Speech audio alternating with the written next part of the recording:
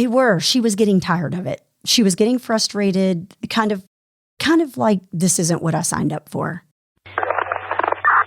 Warning. The podcast you're about to listen to may contain graphic descriptions of violent assaults, murder, and adult language. Listener discretion is advised. Welcome to the Murder Police Podcast, The Murder of Angela Owens Wooldridge, Part 2 of 3.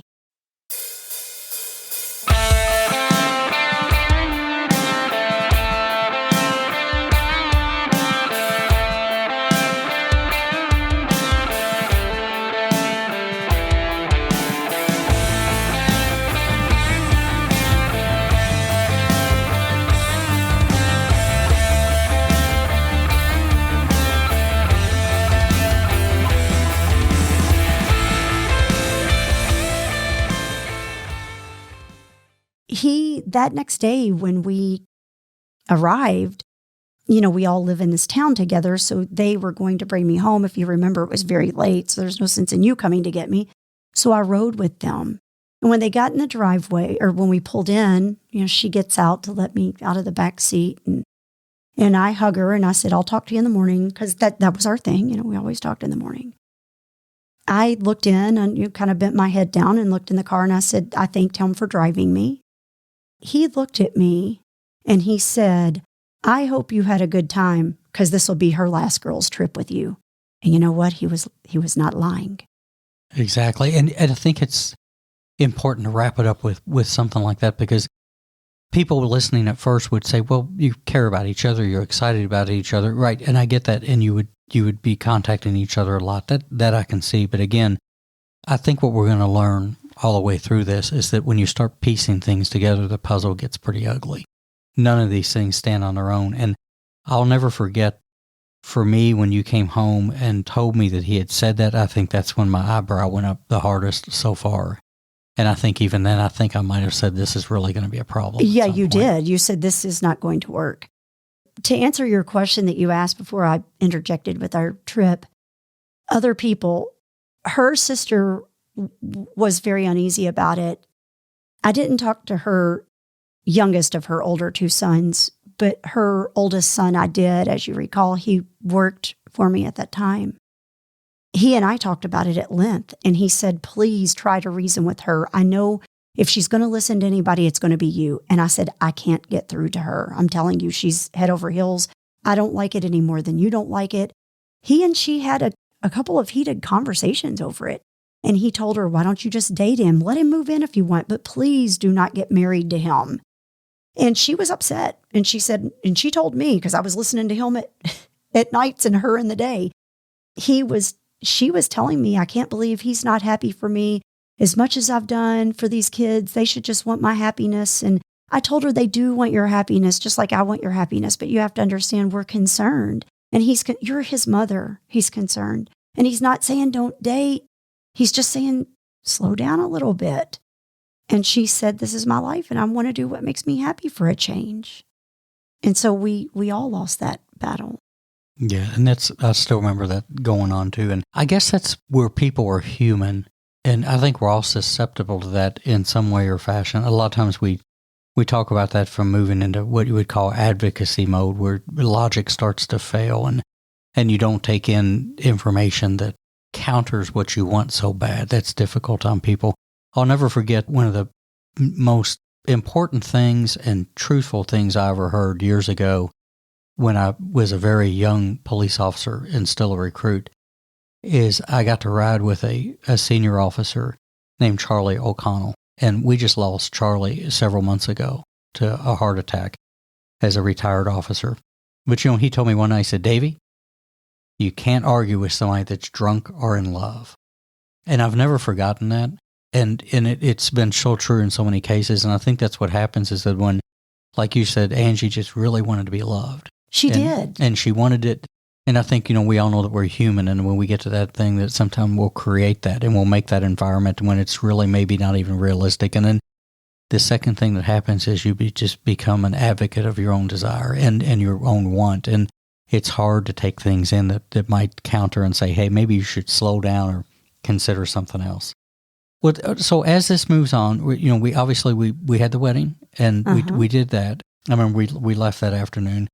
Did she start to change, and did your relationship start to change with her? It did. My relationship with her didn't change. We still loved each other and talked, but what did change was the amount of time we talked. And it progressively got less and less and less. It got to where I would text her and she would text back, or I'd call. I remember the first time I texted her to say, I think I'd called her. I was driving to work, and I knew she was driving to work. And she didn't answer. It went to voicemail. So I instantly texted her and said, call when you can for our drive. And it automatically did the text back that said, however it worded it, that the person you're calling has the do not disturb feature on their phone for safety, for no texting while they're driving. So when she got to work, she called and I said, what's wrong with your phone?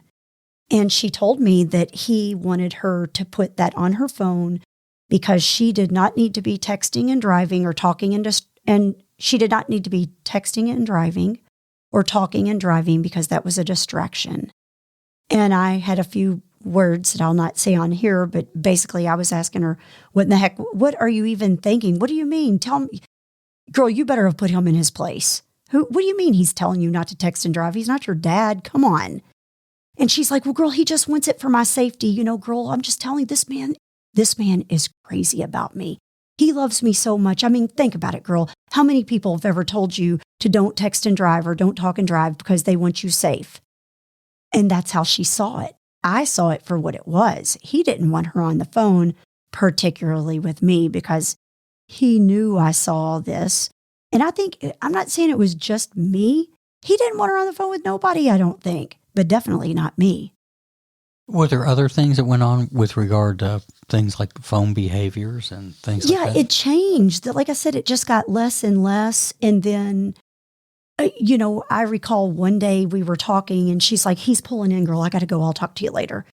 And I knew that and at this point they're married. So I knew that if he's coming home, by the time he got off work, we weren't going to talk again. So later between us didn't always mean in 10 minutes. It's probably tomorrow. And we knew what that meant, and that's okay.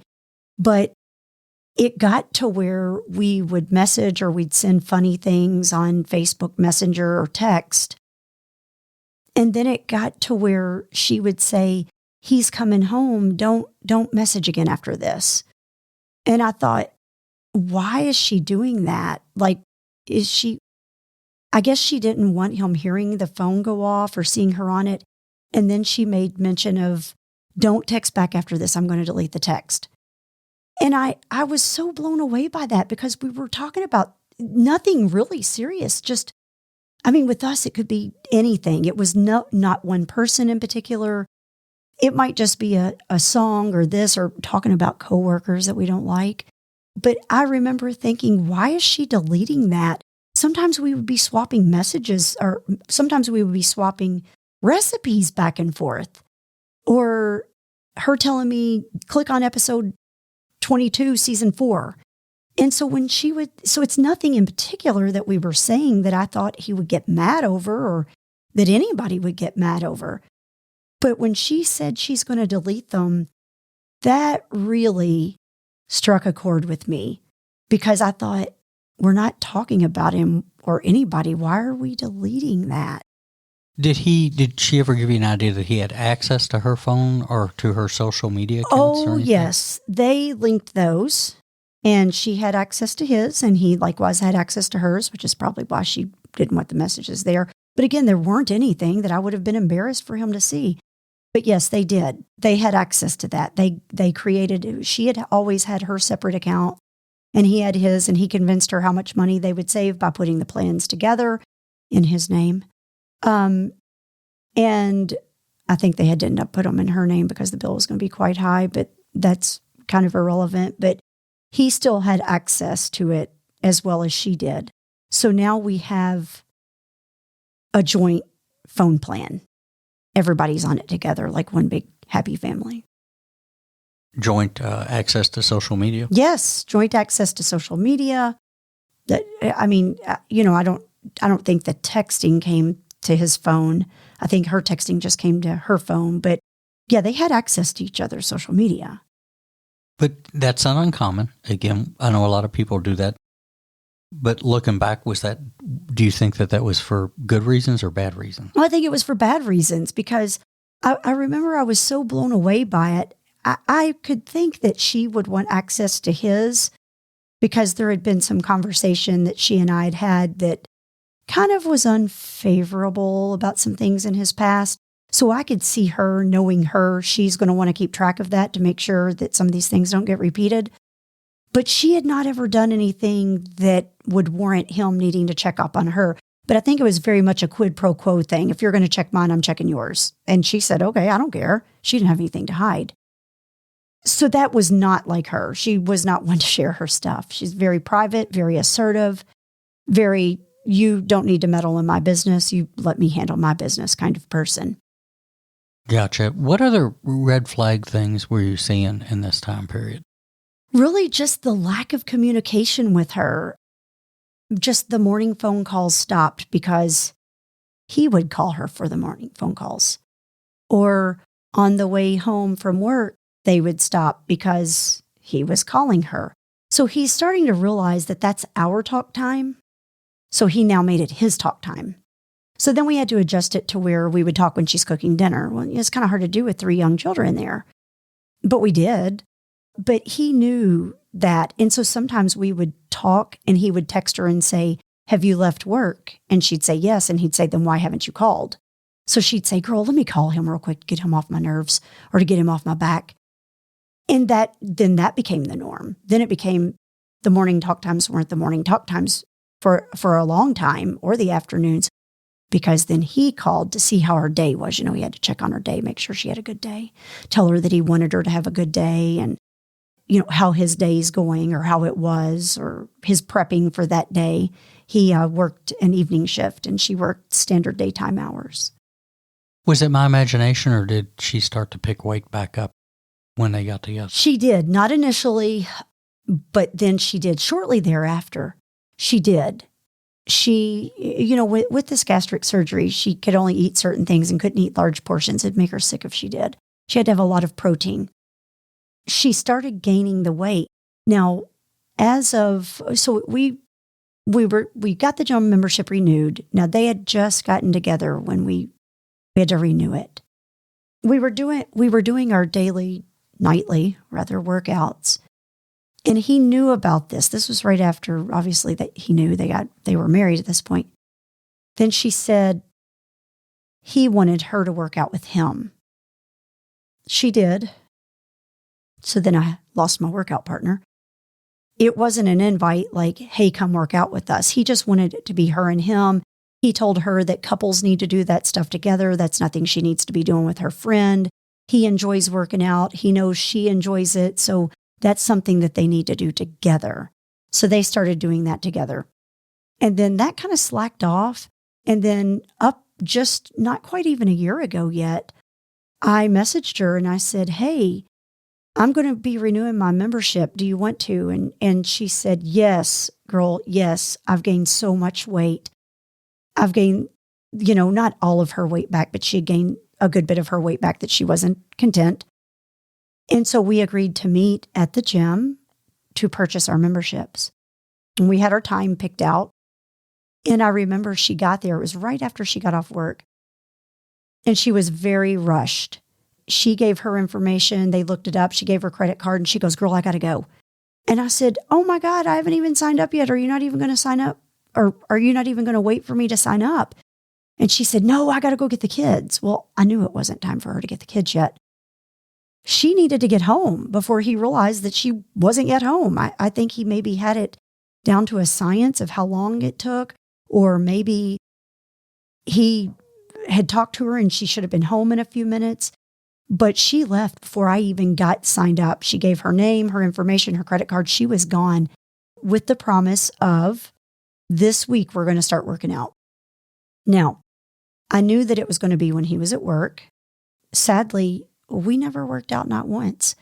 She would make a couple of excuses. There's a dance recital, there's this, there's that. After the recital's over, girl, I swear I'll have more time. Please don't give up on me. I swear I'll have more time. The recitals got over and I just didn't bother with it anymore. I knew that it was probably making it hard for her.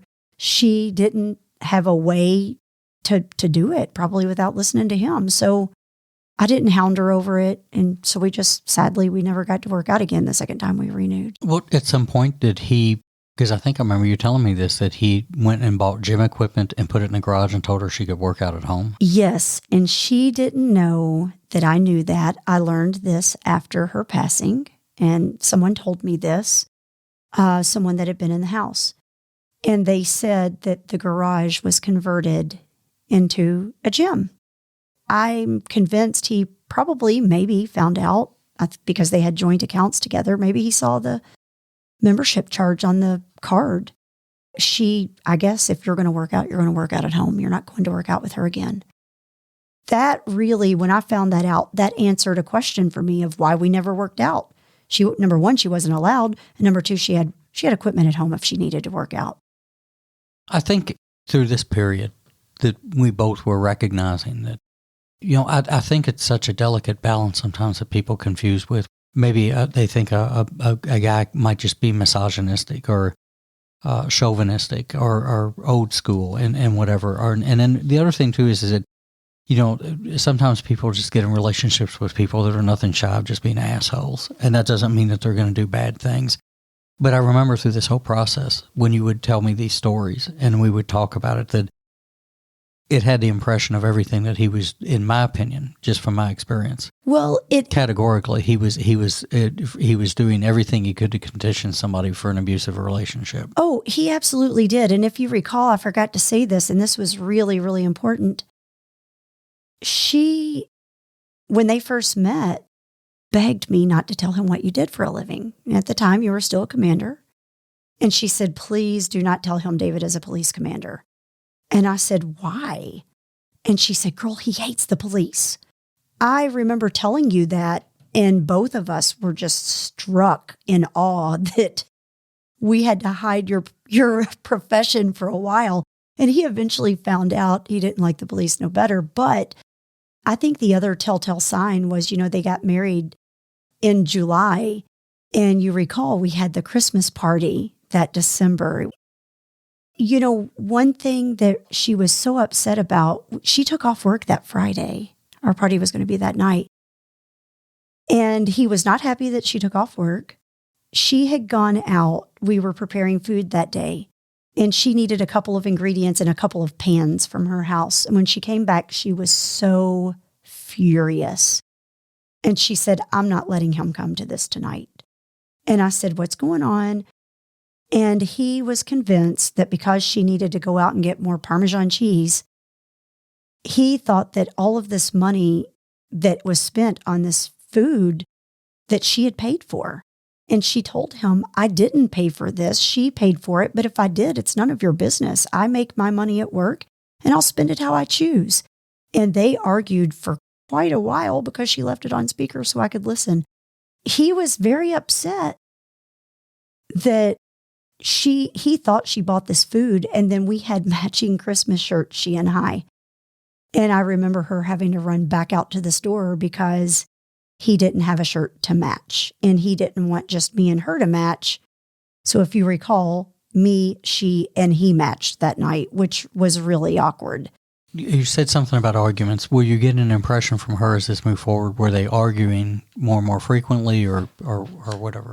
They were. She was getting tired of it. She was getting frustrated, kind of like, this isn't what I signed up for.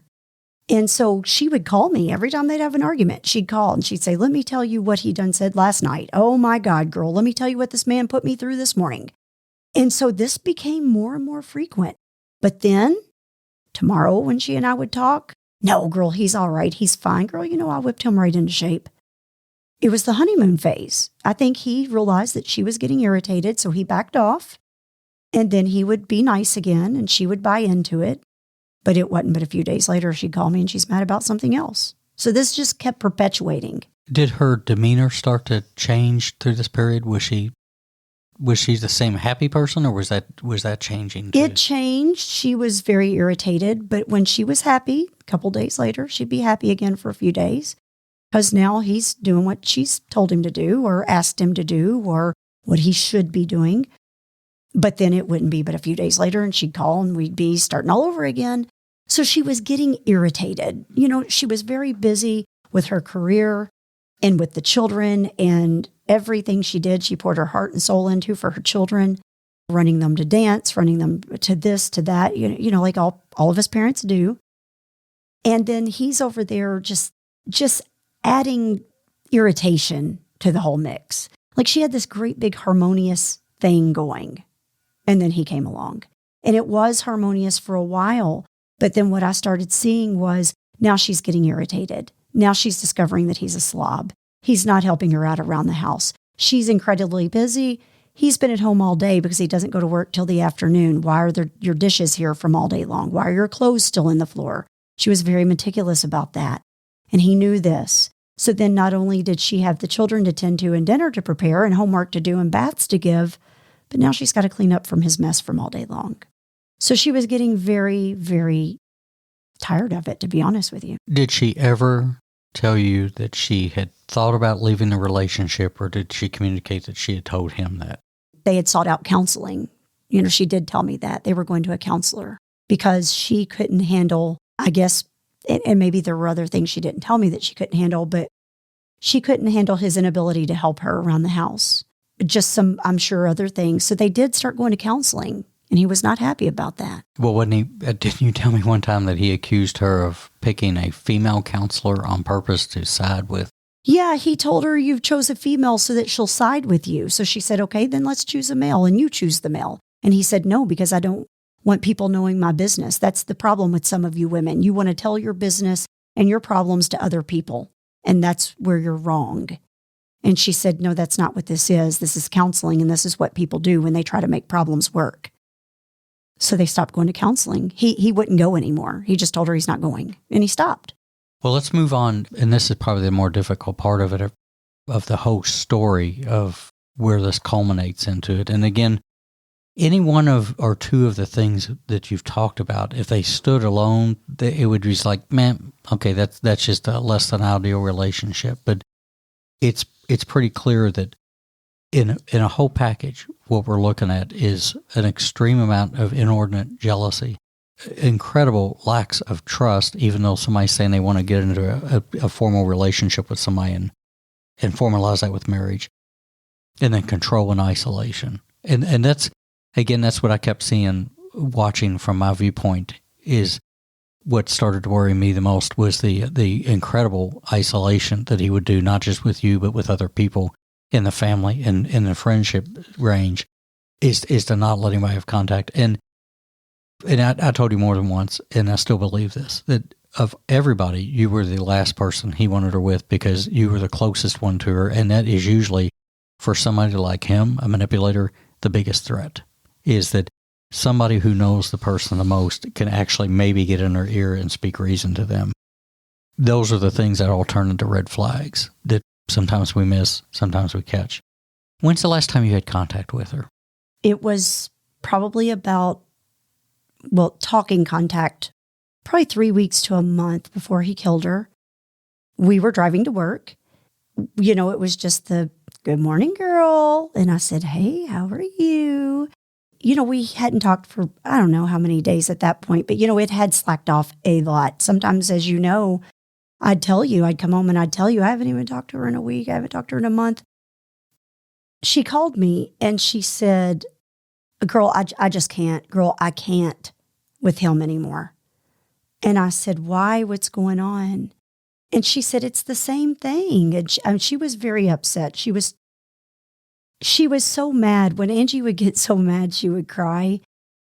I knew when she kind of started crying, she wasn't sad. She was so upset. And she just said, it's the same thing. I've left a vacuum out since Thursday and it's still sitting there. And this was like Tuesday of the next week. And she said, I just can't do him and the kids. He's like a third kid and I'm done. I'm just done. And I remember saying to her, because they had just gotten a house the year before, she had sold her home and they got one together. And I remember saying, do you need his income to live in that home? And she said, no, I don't. And I said, then kick him out. And I said, you do not need to be putting up with that. It's clearly got you upset. It's adding more workload to what you've got with your children and life in general as it is. Stop doing it. If it's not bringing you happiness, it's time to be done. Hey, you know there's more to the story, so go download the next episode like the true crime fan that you are. The Murder Police podcast is hosted by Wendy and David Lyons and was created to honor the lives of crime victims so their names are never forgotten. It is produced, recorded, and edited by David Lyons. The Murder Police podcast can be found on your favorite Apple or Android podcast platform, as well as at murderpolicepodcast.com, which is our website, and it has show notes for imagery and audio and video files related to the cases you're going to hear. We are also on Facebook, Instagram, Pinterest, LinkedIn, and YouTube, which has closed caption available for those that are hearing impaired. If you've enjoyed this podcast, please subscribe for more and give us a 5-star review on Apple Podcast or wherever you download your podcast from. Subscribe to the Murder Police podcast and set your player to automatically download new episodes so you get the new ones as soon as they drop. And please tell your friends. Lock it down, Judy.